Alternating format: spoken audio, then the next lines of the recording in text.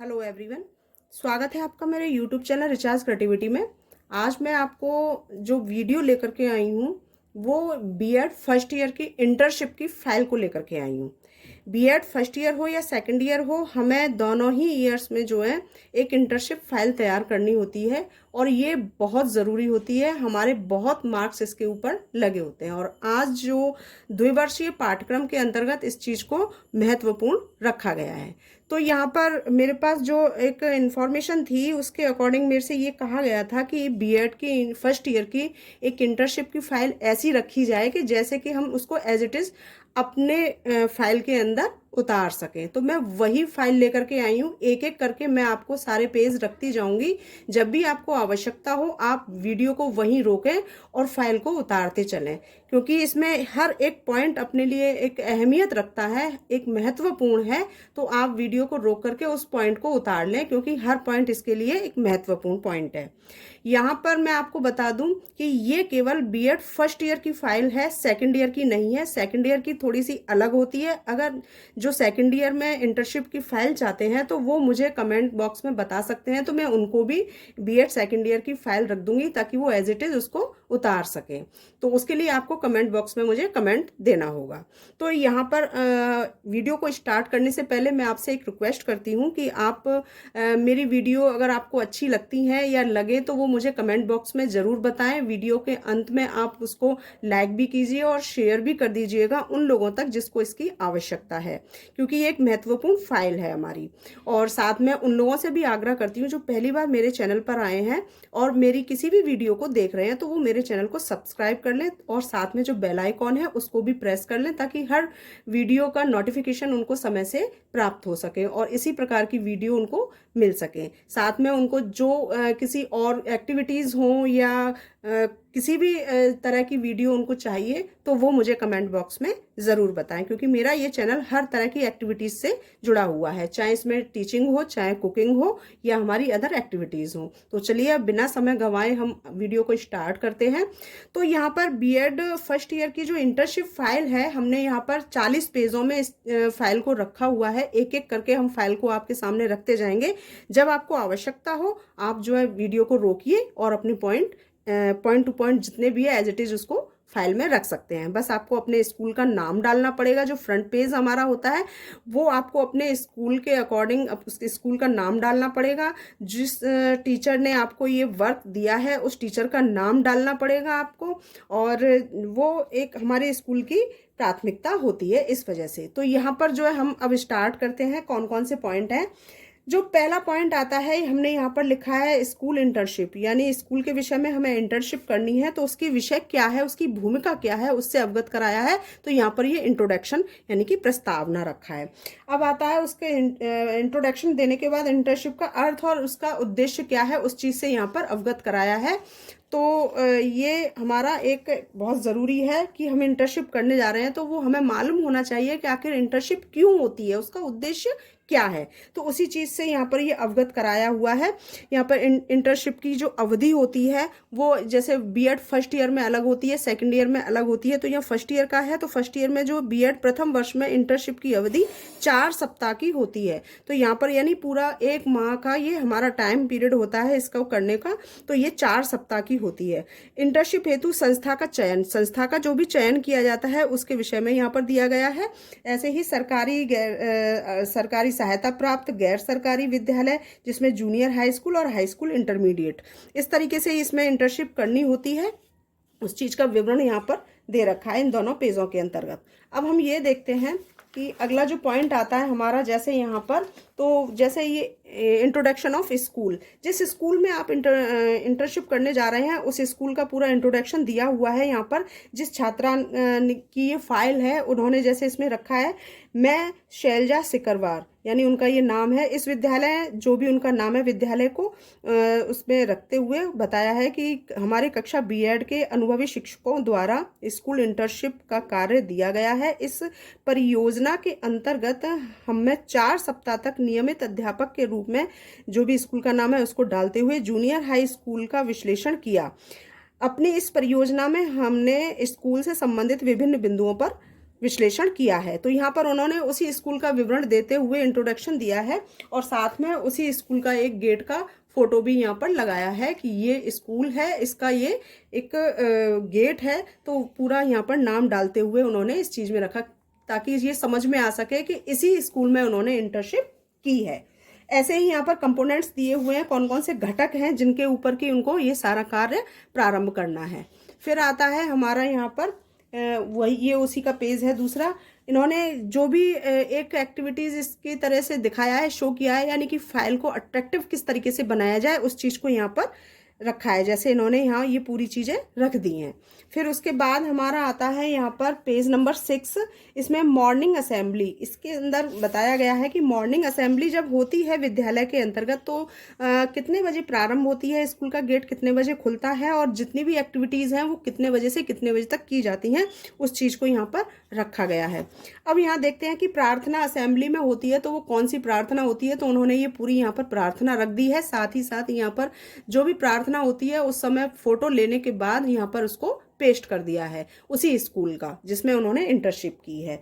तो यहाँ पर ये प्रेयर हो गई। फिर इसके बाद आता है राष्ट्रगान, क्योंकि प्रेयर के बाद राष्ट्रगान किया जाता है तो वो राष्ट्रगान भी यहाँ पर रखा है और उसकी भी यहाँ पर पिक ली है और पिक लेने के बाद यहाँ पर पेस्ट कर दी है। इसके बाद यहाँ पर आता है कि अन्य नियम, यानी असेंबली के अंदर जो भी हमारे अदर्स रूल्स होते हैं वो कौन कौन से होते हैं। असेंबली के टाइम पर ही कुछ रूल्स फॉलो किए जाते हैं, उनके विषय में यहाँ पर रखा है। जैसे नाखून कटे, बाल छोटे साफ रखने होंगे और भी बहुत सारी चीज़ हैं तो यहाँ पर उन्होंने शो की है। साथ ही साथ यहाँ पर वो अन्य नियमों से संबंधित जो भी है यहाँ पर एक पिक रख दी है। फिर आता है हमारा इसके बाद पेज नंबर 10 पर यहाँ पे इंट्रोडक्शन ऑफ प्रिंसिपल, यानी प्रिंसिपल जो है उस स्कूल के जिसमें आप इंटर्नशिप करने गए हो वहाँ पर उन प्रिंसिपल का जो इंट्रोडक्शन है वो पूरा एक यहाँ पर रखा हुआ है। साथ में उन्हीं प्रिंसिपल की जहाँ वो इंटर्नशिप करने गए हैं एक फ़ोटो लिया है और इस पर पेस्ट कर दिया है। फिर यहाँ पर पेज नंबर 11 पर आता है स्टाफ ऑफ स्कूल, यानी स्कूल का जो भी स्टाफ है उसके विषय में यहाँ पर अवगत कराया है, उनका पूरा विवरण दिया हुआ है, सफाई कर्मचारी का भी दिया हुआ है। इनमें सब चीज़ डिटेल में दे दी गई है और साथ में यहाँ पर स्टाफ मेंबर्स की फ़ोटो लेने के बाद वो भी यहाँ पर पेस्ट कर दिया है। आप चाहें तो ओरिजिनल पिक भी लगा सकते हैं, आप चाहें तो मोबाइल से निकलवाने के बाद आप उसको यहाँ पर पेस्ट कर सकते हैं उसकी जीरोक्स को। तो यहाँ पर ये हो गया। अब आता है हमारा पेज नंबर 12। पेज नंबर 12 के अंदर हम देखते हैं कि यहाँ पर विद्यालय के आसपास का वातावरण कैसा है। तो उस वातावरण को यहाँ पर इन्होंने अपनी लैंग्वेज में डिटेल में रख दिया है। साथ में इसको अट्रैक्टिव बनाने के लिए कुछ एक डायग्राम वगैरह बना दिए हैं और साथ में एक जो वातावरण है उसी से संबंधित यहाँ पर पिक भी लगा दी गई है।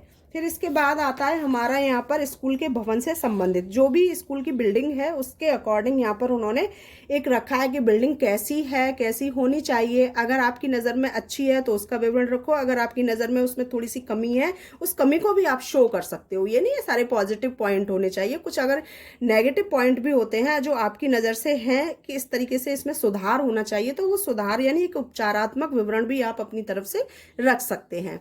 फिर इसके बाद यहाँ पर ये छात्रा हैं जिन्होंने इंटर्नशिप ये की है तो यहाँ पर इन्होंने पूरी बिल्डिंग ऐसी ली है कि बिल्डिंग का भी फोटो आ जाए, साथ में यहाँ पर जो स्कूल की जो बच्चे दिखाई दे रहे हैं वो भी नजर आए और एक प्रूफ के आधार से इन्होंने अपनी खुद की एक सेल्फी लेकर के यहाँ पर इस चीज को शो कर दिया है। तो ये पिक भी इन्होंने यहाँ पर शो की है।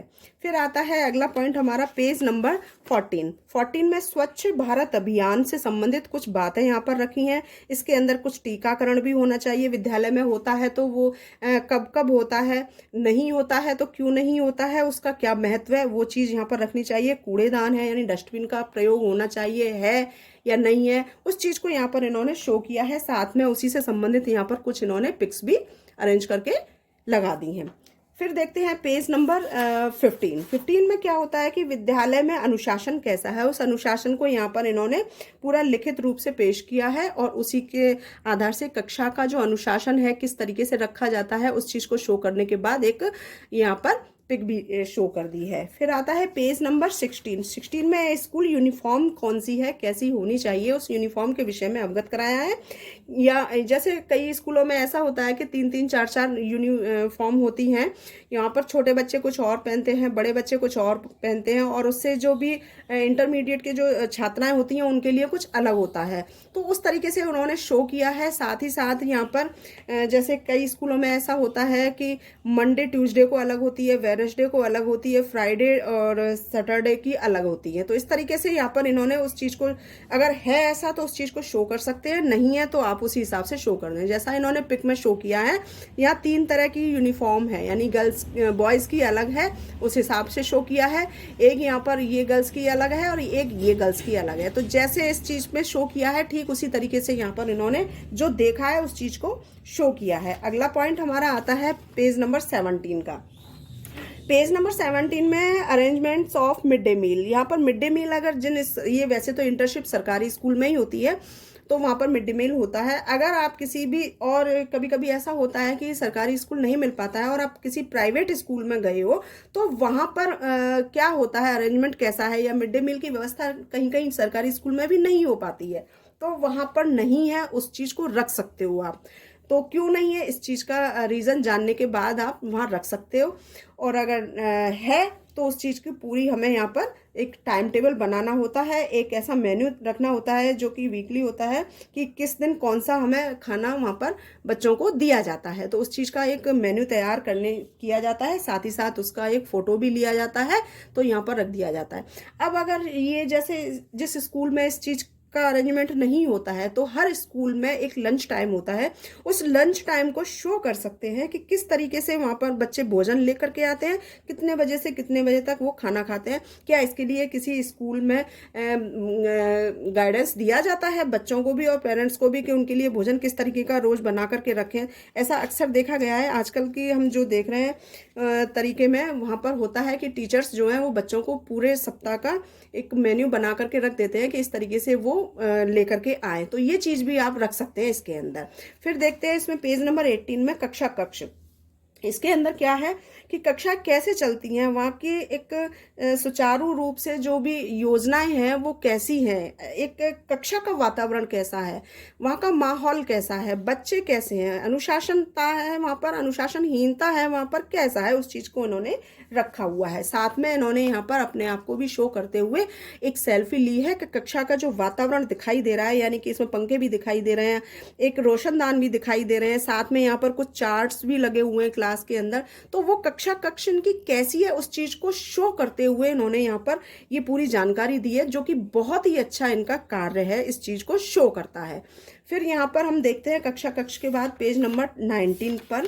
पेज नंबर 19 पर यानी प्लेग्राउंड खेल का जो मैदान होता है वो हर विद्यालय में होता है, तो वो किस तरीके से है और वहाँ पर कौन कौन सी ऐसी एक्टिविटीज़ कराई जाती हैं बच्चे से, या कौन कौन से ऐसे गेम्स जो हैं उनको फॉलो करते हैं, खेलते हैं, इन्वॉल्व होते हैं। तो उन सारी एक्टिविटीज़ को यहाँ पर शो किया है पिक के माध्यम से, और उन्होंने अपने शब्दों में यहाँ पर उसका विवरण रख दिया है। अब बढ़ते हैं पेज नंबर 20 पर है कि विद्यालय में पानी की व्यवस्था कैसी है, वहाँ पानी की व्यवस्था किस तरह से है, टंकी की व्यवस्था बनाई गई है, हैंडपंप है, या जो भी अरेंजमेंट है उसी हिसाब से वहाँ पर एक इंटर्नशिप में रखना आवश्यक होता है कि वहाँ का पानी कैसा है, उस चीज़ के विषय में इन्होंने अवगत कराया। और देखिए यहाँ पर इसको अट्रैक्टिव बनाने के लिए पानी का एक इस तरीके से एक ड्रॉप का एक चित्र बना दिया है। तो ये फाइल को किस तरीके से अट्रैक्टिव बनाया जाए, ये भी इन्होंने बहुत ही अच्छे से फाइल को तैयार किया है।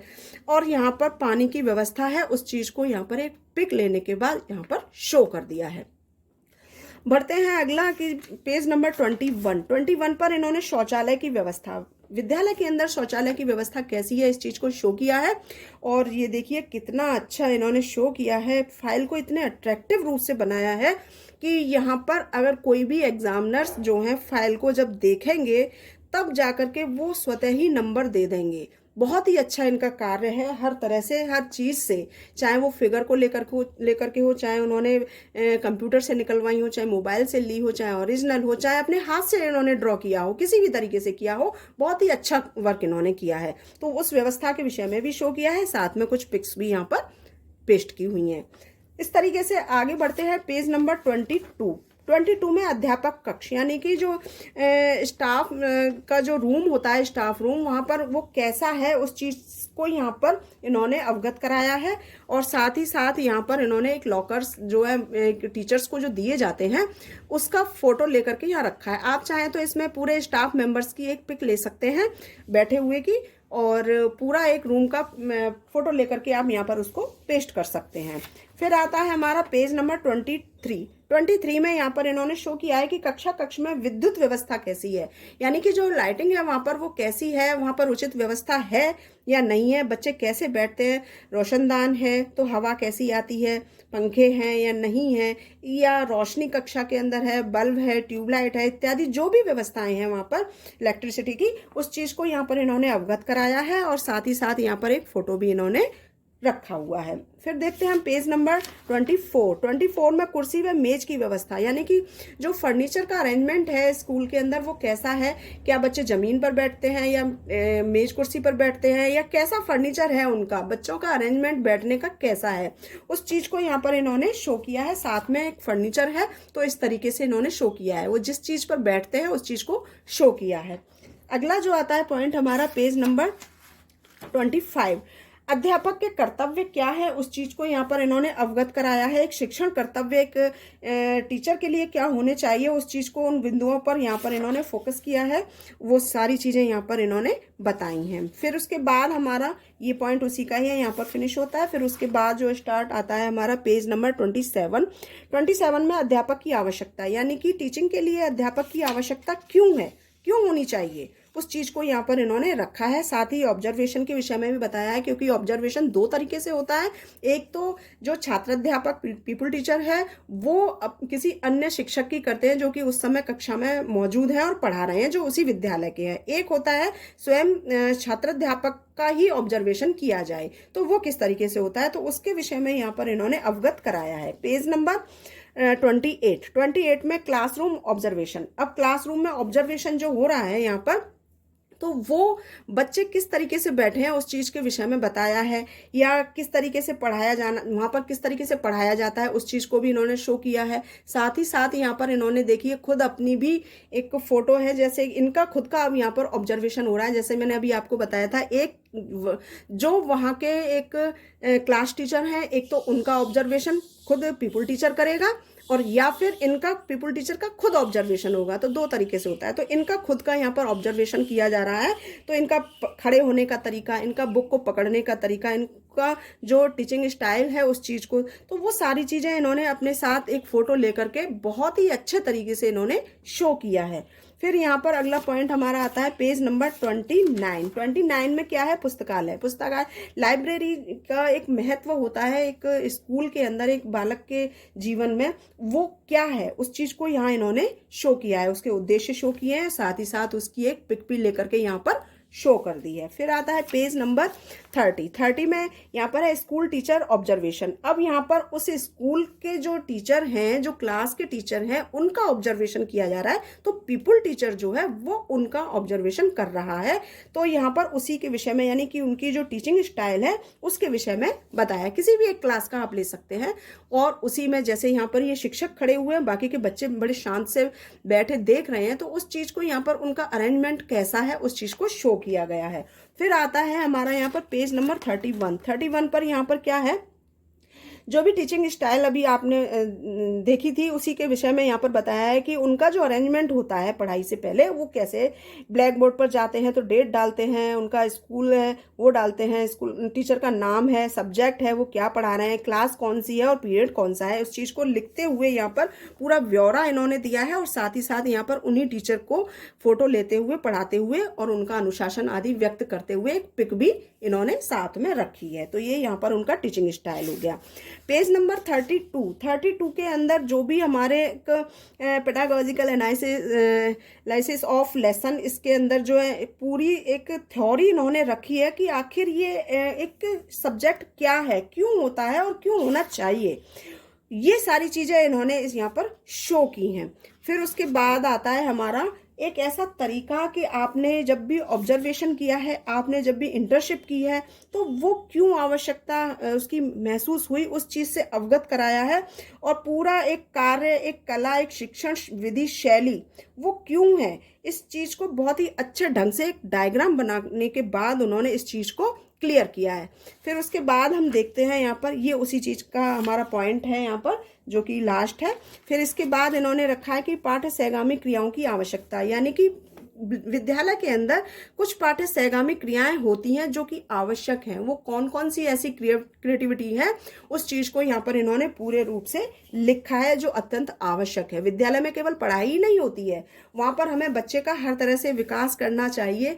वो हमारा एक मानसिक रूप से, शारीरिक रूप से, हर तरह से उनकी बौद्धिक क्षमता को विकसित करने का एक उद्देश्य होता है। तो उसी उद्देश्य को यहाँ पर क्लियर किया हुआ है। साथ ही उसमें जो भी सहगामी क्रियाएं कराई जाती हैं, गेम्स कराए जाते हैं, जैसे भी कोई भी एक्टिविटीज होती हैं, उसको शो किया है इस डायग्राम के जरिए।